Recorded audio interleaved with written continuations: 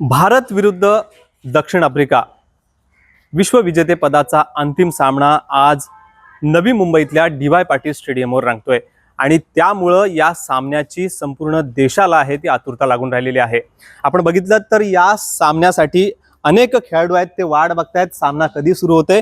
तत्पूर्वी आपण बघितलं तर रायगड जिल्ह्यातले जे क्रिकेट खेळणारे जे खेळाडू आहेत त्यांच्यासोबत आपण हा सगळा सामना आहे तो जाणून घेणार आहोत। आपल्यासोबत काही महिला क्रिकेटर आहेत ज्यांना या सामन्याची आतुरता लागलेली आहे। काय सांगशील, आज विश्वविजेतेपदाचा अंतिम सामना आहे तो आपल्याच देशामधल्या नवी मुंबईतल्या डी.वाय. पाटील स्टेडियमवर रंगतोय। एकतर सगळ्यांना आतुरता लागलेली आहे, काय वाटतं कोण जिंकेल? नक्कीच भारत हा जिंकेल। ज्या प्रकारे गेल्या मॅचला पण इतका चांगला स्कोर चेज केला। बॅटर्स फॉर्ममध्ये आहेत सगळे। जेमिमा रॉड्रिग्स, हरमनप्रीत कौर त्यांनी चांगली पार्टनरशिप केली। ह्यावेळेसही ते चांगलं करतील आणि नक्कीच वर्ल्ड कप आपण जिंकू। आपण बघितलं तर 2017 मध्ये ही संधी आहे ती महिलांना हुकली होती, पुन्हा एकदा ती संधी आलेली आहे। विश्वविजेतेपदाच्या अंतिम सामन्यापर्यंत महिला पोहोचलेल्या आहेत। कसा उत्साह आहे खेळाडूंमध्ये? आणि मागची जी मॅच आपण सेमीफायनलची बघितली तोच जोश जो आहे तो क्रिकेटरांमध्ये दिसतोय। काय वाटतं, महिला त्याच उत्साहाने खेळतील? नक्कीच महिला खेळतील त्या उत्साहाने, मला पूर्ण विश्वास आहे। आणि फॅन्स पण खूप जास्त सपोर्ट करतात, त्यामुळे नक्कीच त्यांना कुठे ना कुठे मोटिवेट होतच, त्यामुळे जिंकतील। नक्कीच या महिला विश्वास व्यक्त करतायत की सामना आपल्याच महिला आहेत त्या जिंकतील। काय सांगशील, कशी आतुरता आहे या मॅचची?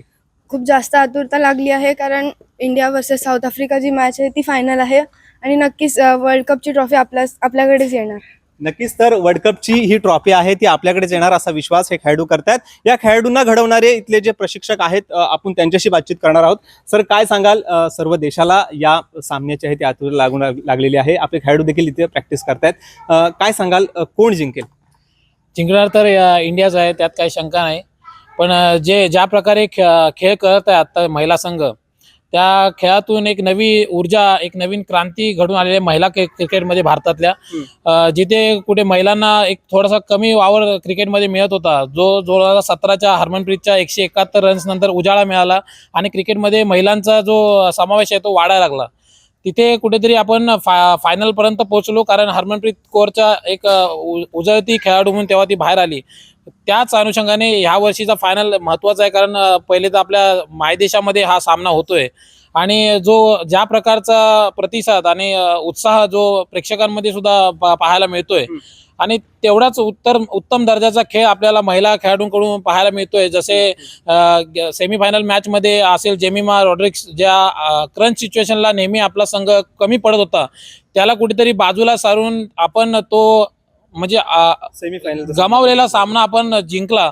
तीच ऊर्जा आणि तोच हे घेऊन आपण हा फायनलचा सामना सुद्धा नक्कीच जिंकू। पण एकीकडे आपण हा सामना जिंकत असताना तुम्ही विश्वास जसा व्यक्त करताय, मात्र याच मायदेशी असलेल्या या होम ग्राउंडच्या पिचवर साऊथ आफ्रिकेसारखा बलाढ्य संघ आहे तो असणार आहे। कसं बघताय याकडे? म्हणजे ज्या महिलांनी ऑस्ट्रेलियासारख्या बलाढ्य टीमला हरवलं त्याच पद्धतीनं हा सामना असेल? नक्कीच, सामना तर खूप चांगला आणि अटीतटीचा पाहायला मिळेल, कारण समोरचा संघ सुद्धा बलाढ्य आहे। आपल्याला लीग स्टेजच्या सामन्यामध्ये त्यांनी आपल्याला पराभूत केलं होतं, परंतु लीग स्टेजमध्ये ऑस्ट्रेलियासोबत पण आपल्याला पराभव स्वीकारावा लागला। परंतु त्यांना आपण तेवढाच चांगला दर्जाचा खेळ दाखवून त्यांना आपण अंतिम सामन्यात प्रवेश केला आहे। त्याच प्रकारे आज सुद्धा आपल्या महिला खेळाडू यांना सुद्धा तेवढंच चोख प्रत्युत्तर देऊन हा सामना जिंकतील आणि भारताचा झेंडा पूर्ण जगामध्ये फडकवतील असा मला विश्वास। नक्कीच, तर ज्या पद्धतीनं ऑस्ट्रेलियासारख्या बलाढ्य संघाला हरवून महिला ज्या खेळाडू आहेत त्यांनी विश्वविजेतेपदाचं जे फायनलचा जो राऊंड आहे तिथपर्यंत जी मजल गाठलेली आहे, त्याच पद्धतीनं आजचा साऊथ आफ्रिकेविरुद्धचा सामना देखील या महिला त्याच ताकदीनं त्याच जोशनं खेळतील असा विश्वास आहे ते हे खेळाडू व्यक्त करतात। त्यामुळं या फायनलची जी आजचा जो सामना आहे त्याची आतुरता आहे ती या खेळाडूंना लागलेली आहे। त्यामुळं कोण जिंकेल हा सामना याकडं आता पाहणं आहे ते औत्सुक्याचं राहणार आहे। गणेश मापरळकर, एबीपी माझा, रायगड। एबीपी माझा, उघडा डोळे बघा नीट।